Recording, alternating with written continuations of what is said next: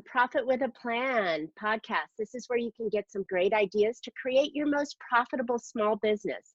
Just so you know, financial planning isn't only for those that have a lot of money or run big companies.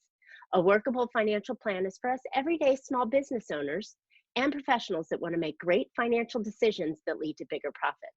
So join me, Marcia Reiner, your financial business strategist, fractional CFO, and certified financial planner each Tuesday for some smart ideas that can add more profits to your bottom line.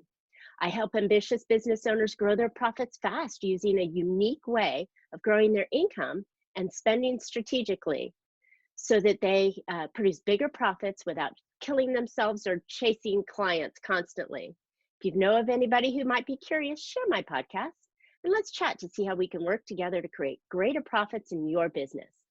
Today, I'm super excited to have my friend Jim Limbocker here with me. He's the founder and CEO, marketing strategist, international speaker, and SEO authority with Internet Dominators. He gets business results that you desire. Internet Dominators was launched in '95 to celebrate over 20 years of successful business. John has been cracking the search engine code since the '90s, getting top listings for his clients. And he's a sought-after speaker and numerous worldwide guest appearances demystifying the search engines and how they really work. So John has, I found John yesterday. We were on another group call together, and I said, John, you've got to come on my podcast. And how do you know? He's right here ready for us today. So thanks, John. Welcome. Oh, thanks for having me. Absolutely. So, you know, with the craziness going on in the world and the economy today, business owners really need to find ways to get themselves back out there and be visible in front of their consumers. And internet marketing right now, everybody's on the internet. So share with us some magic on how we can get out there more often and use the tools. Yeah, actually the internet, really, people that were positioned for this are not really suffering right now. In fact, they're taking advantage of the situation. And, you know, a lot of people have known me for the search engine optimization part of that. That's kind of like where I got my start in this. And, you know, they all come to me and they want SEO, they want search engine optimization, and they want traffic. And I have to kind of pump the brakes on them a little bit. I'm like, are you really ready for that? Because I know you focus a lot on strategy, and you know as well as anybody, when you do something that is not ready in your business, that strategically can work against you instead of for you.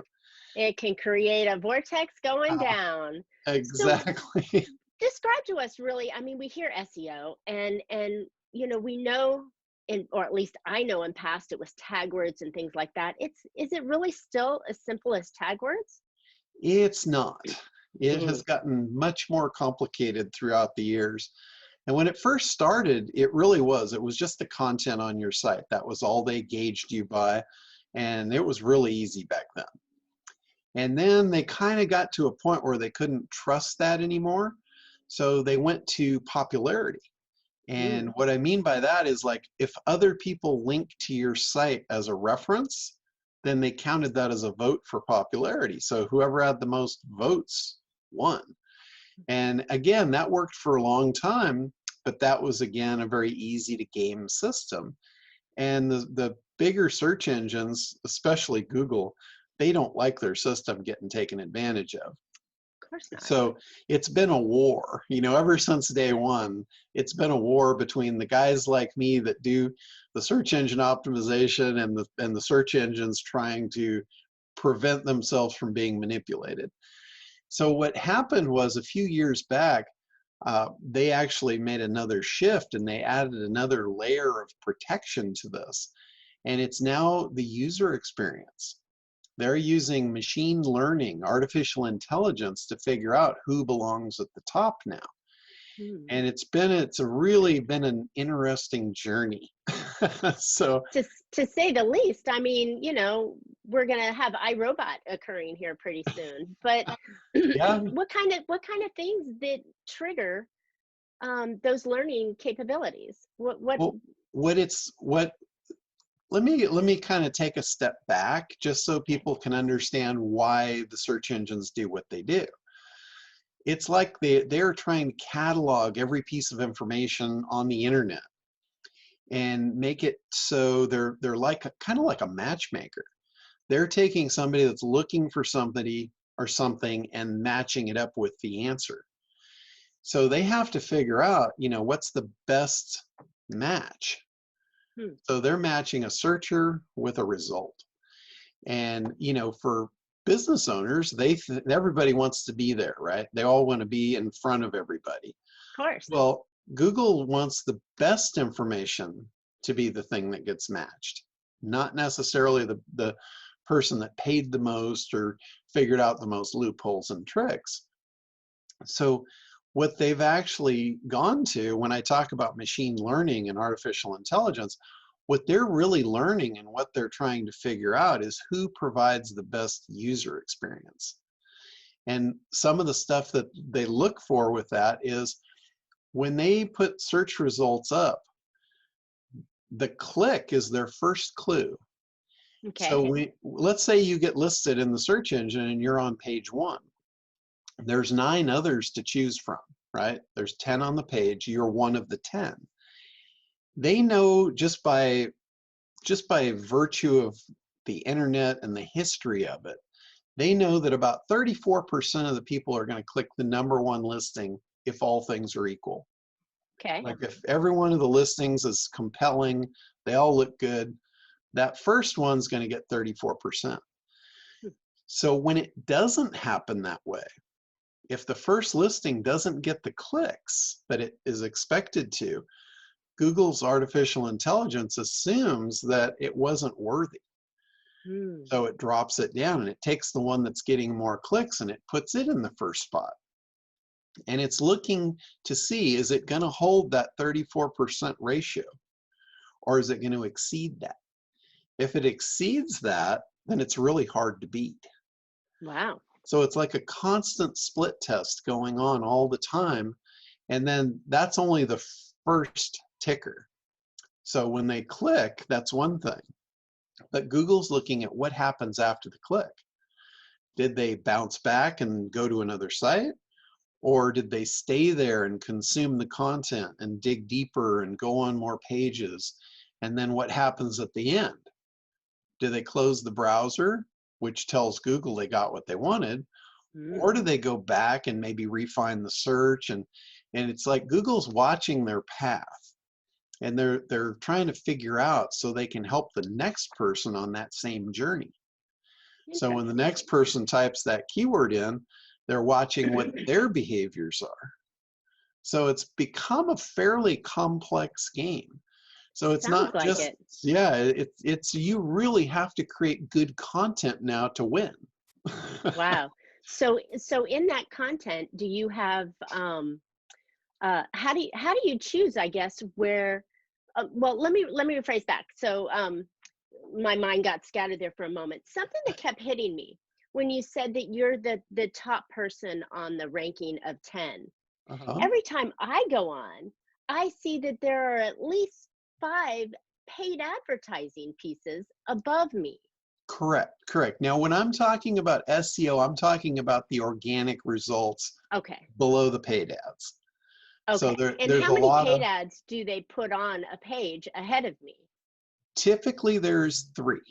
3. Okay. So, and this depends on how many advertisers there are. If there's only a limited amount of advertisers, then it could be less. But if there's a good volume of advertisers, they will display 3 paid ads at the top. Now there's some other stuff these days that can come into play that's right below those paid ads. And that might be what you're seeing also. Mm. And that's a whole new thing in the last couple of years. We call that position 0. Position 0. Like Okay. Tell me more about that. everyone used to want position 1, right? Number 1 Ah, listing, got it. right? Okay. Well, now the golden goose is position 0. How do And you get position 0? well, position 0 comes from answering common questions. like you'll notice they've got those little boxes at the top that's answering questions related to what your search phrase was. So that's like the new called position 0. And that's like the holy grail. If you get in there, you're going to get some serious traffic. And that's all organic as well. So if you're, Correct. if you, and so if I understand this, and to get into position 0, you're answering questions. Am I answering questions, or is the information on my page answering the potential questions that they think are going to be asked? Well, they know what questions are being asked, and they know what's important to the person that's running the search because of the artificial intelligence. They've gathered a massive amount of data about how users travel through the internet and what's interesting to them.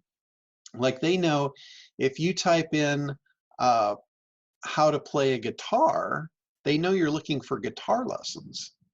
So you'll see things that are coming up in the recommendations about guitar lessons because they've like short-circuited A to Z. They already know your path and they know what ultimately you're going to want on the other end. So they're making it easier. And so answering those questions, if you have content on your site that matches the answers of what they've already vetted to be true, then you have a shot at it. Now, there's obviously some more complicated things behind it that you have to match a lot of different criteria to actually get there. But that's the simplistic version of it. You're answering questions that they already know to be true. Holy cow, that's a lot of information just to be seen. And Yeah, that's the yeah. value of SEO and a specialist like yourself that's been playing for so many years, that you understand the game. Yeah. That's crazy. So Yeah, you want to the talk org about strategy. That is a strategic game right there. it is, it is. So how accurate, or how long does it take? I know that was two questions, but how long does it take for someone, if they engage in this SEO game, for them to get in that ranking in the top page, or even be in 0? Well, there's a lot of criteria, obviously, but one of the things that you have to look at is where you are currently, like when you start the game. Hmm. Is this a brand new site? And are you going up against competitors that have been clawing their way to the top for years? Or is this blue water territory? Right. So it depends on what keywords and what the gap is. So whenever we do SEO for a client, we'll look at where they are. We run an initial report, see what they're ranked for, what their rankings are, and then we'll look at their competitors and we see what the gap is. You know, how much content do they have? How many links are coming in? What's their bounce rate? How many people are staying on their site and for how long? And then we know what we're up against. And Wow. now we know how to compete, how to play the game. Because that's what it is. It's like all these little things, they add up like points on an abacus. And you start sliding points across, and pretty soon you're going to outweigh the competitor and you're going to win. It's just a big Yay. math equation. Wow. It sounds daunting. It sounds scary. It sounds almost, well, it sounds impossible to do on your own as a small business owner. So, Yeah, I mean, as I say in my my podcast, and to my clients, that there's certain things you should not be doing, such as your own accounting. It sounds like this SEO is right in there, and something that you shouldn't be doing or wasting your time doing. yeah. Um, Well, what you should be doing as a business owner is exactly this, but it's to the core of what Google really wants, and that's focusing on what your customers want. Good point. Good point. Providing a good user experience. And I got to tell you, the business owners that do that, they're a lot easier for me to rank because Cool. they're already doing what they're supposed to be doing. And most people are not. Most people, like, you know, when we kind of started this conversation, I said everybody wants the traffic, they want the SEO, but I have to pump the brakes on them and say, well, yeah, you're not quite ready yet, because if we do all this stuff, right, to get you up there, Google's going to measure the results. And if you're not providing a true good user experience, I can fight like heck to get you there, but I can't keep you there because they're So going to how, figure out your site's not yes. worth it. And it's something that's constantly changing and evolving, right? You know, Yeah. you could do something right for this week and next week it's no longer right, correct? There's not so much of that anymore. Okay. That's kind of gone by the wayside because of this artificial intelligence. It's really truly getting to the bottom of who is the best content based on the users, based on their interaction with the materials. So then with today's landing pages and websites, it's got to have user activities that they can do and stay and use and get the information that they're having, and your content has to be appropriate to the ideal client that you're trying to attract as well, correct? Exactly. And that's why I actually came up with, I moved from search engine optimization more into traditional marketing Mm, because that's really the game. And I figured out that conversion is everything. okay. Traffic without conversion is pretty meaningless. Okay. And back to that So that whole means point. in simple language, that means you're getting people to your site, but they're not doing anything on it. You've got a Correct. glorified business card. They read about you, they left. There was no action or Correct. activity that they could do on your website. Exactly. Because if you can't turn the traffic costs money, right? Mm-hmm. Even if you're doing your own SEO, that's your time. So that's money. Mm-hmm. So no matter how you slice it, traffic costs money. And if you don't convert, it's just going to be really expensive advertising. That's what it comes Right. down to. And nobody Right. likes So nobody likes that. when you use the word conversion, to me, it sounds like something I learned years ago. All your marketing is designed to do is get someone to share their information with you so you can then market to them in multiple avenues. So the value is in the list. Is a conversion good enough to have somebody trade you their email address and name for something of value? Yes. So a conversion, it's a very loose term. Okay. A conversion basically in its raw base format is basically it's a sale, whether there's money transacted or not. But it's a asking for something in turn for value of something else. So Okay. like what you were referring to is called an opt-in. So you're offering a free thing in turn for their email address so you can communicate, and that puts them into your marketing funnel. The whole point of that is to create demand and desire to make a sale, right? It's you're basically earning the opportunity to make an offer for money. And Gotcha. if you don't do that right, if you don't have the strategy to walk through that system, and in the old world before the internet, this was called a sales process. It's not like a new thing. They call it funnels and opt-ins and all this fancy new stuff, but it's a sales process. It is. And it kind of goes something like this. There's an initial meeting because of an attraction. Mhm. Some people use an elevator speech or whatever, but it's an attention grabber. And that's your ad, that's your search listing, that's whatever is on the front end of your sales process. It's an attention grabber. And then the next piece, once you've grabbed the attention, now you have to create demand and desire for whatever it is that you're offering. That's kind of the funnel, the marketing funnel. We call it an education-based marketing system online because we're educating the client or the customer, the prospect, on why we're the best solution for them. Mhm. Along the way, we eliminate objections, and ultimately we make an offer. So that's kind of the four pieces: grab attention, create demand and desire, eliminate objections, and make an offer. Simple That's how you, sales. yeah, 101 sales, right? Go figure. But it's funny when people go online, it's like they lose their mind. It's like this new world where old rules don't apply. Well, no, that's not true at all. I have never, in my entire career, I have never seen anything that worked online that didn't first work in the real world. So if you want to just like simplify the heck out of this, That is brilliant. find a sales process that works in the real world and automate it online. And it will Love work. it. It'll work just as well over here as it did over there. Probably Guaranteed. even better. Yeah, guaranteed. Better than any of the crazy schemes that are going on. And I And think the thing that's better about it is in the real world, it's really hard to automate a sales process because it's Mhm. you and the person one-on-one.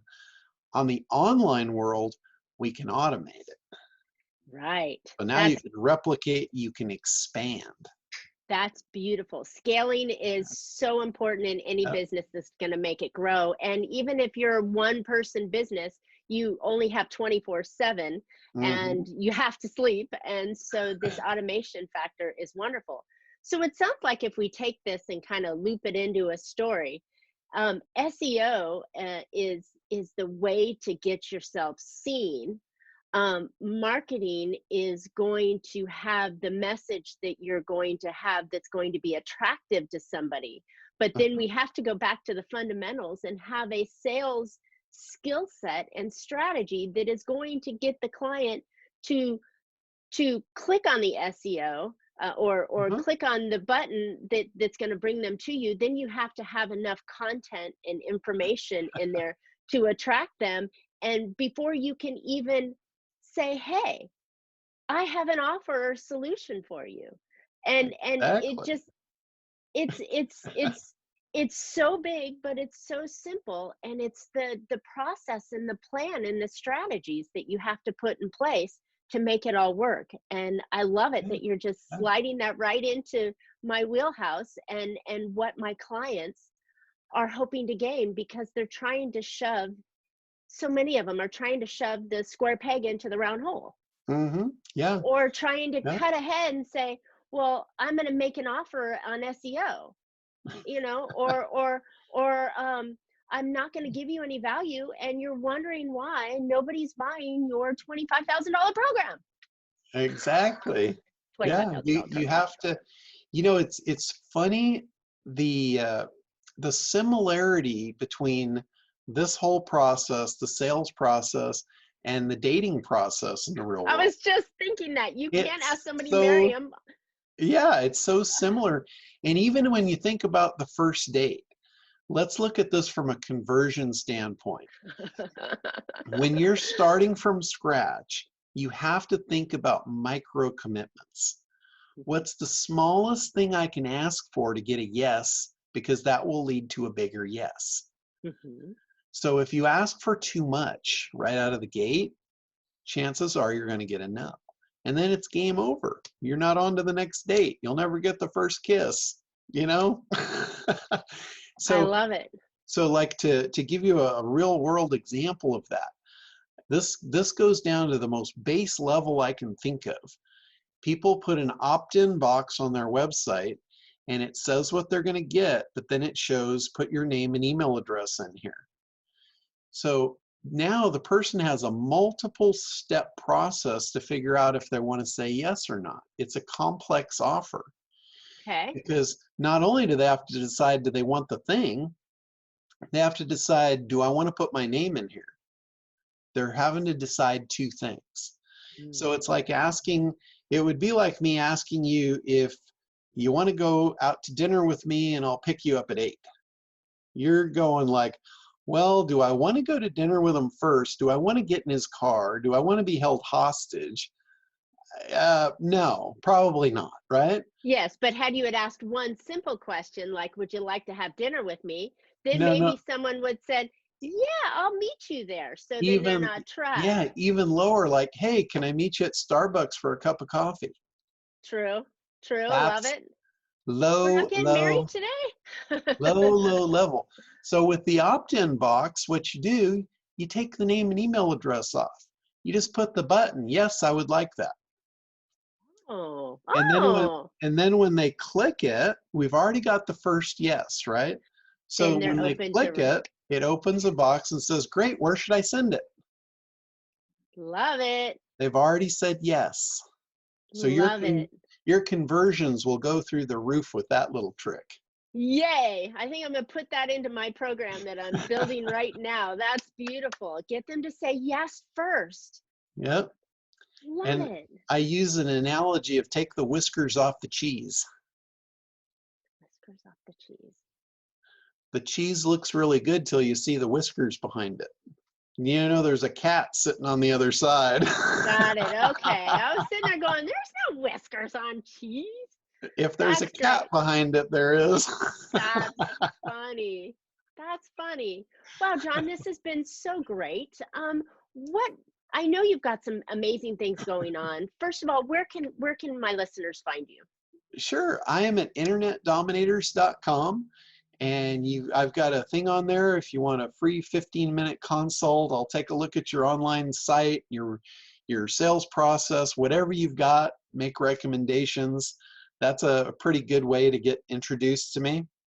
Sure, experience that one. So internetdominators.com. It's pretty easy to remember. Yeah. And then I know you've got something cool coming up on Saturday. I'm gonna jump on myself. Yeah, absolutely. I'm doing this for all the people that are struggling right now with the whole craziness in the world, and kind of showing them some new tactics for business to shift and take advantage of what's going on instead of like sitting back and waiting to see what happens with all of this. And I have an opt-in that I made for the women's group, and you guys can sign up too if you're interested. It's internetdominators.com/IAW. Sounds great. And it's a wonderful workshop. I think we all need it. We're all starting to get Zoom butt anymore because we're on these calls so much. You know, just continue that process. And I think in this time even more, take this time to work on your business, not just working in your business. And I think we'll be ahead of the curve for those that do that when we come out of this side, you know, somewhere in the time ahead of us. So thanks, John. I really appreciate this. This has been very educational. I came through with an idea or two. I hope my listeners have found an idea or two that they can put into their business to have more control over their money and be more profitable. If you'd like to know specifically how to increase your own profits in your business, let's chat. My contact information will be in the podcast description, as well as John's. So I did want to share briefly with you, I do have a new book out. It's called Big Profit Secrets Exposed. And I'm out on speaking tour. It's all virtual right now, but I'm out speaking on it. And this, my book will be in the podcast notes as well if you want to grab a hold of it on Amazon. So also, we'd love to hear your questions, feedbacks, and ideas for future shows. Just reach out to me at marcia@bellafinancialgroup.com. And you can always catch Profit with a Plan on your favorite podcast player. And we're looking forward to more profitable, great information next week's show. And until then, make your plans and profit with it. Bye, John. All right, thank you.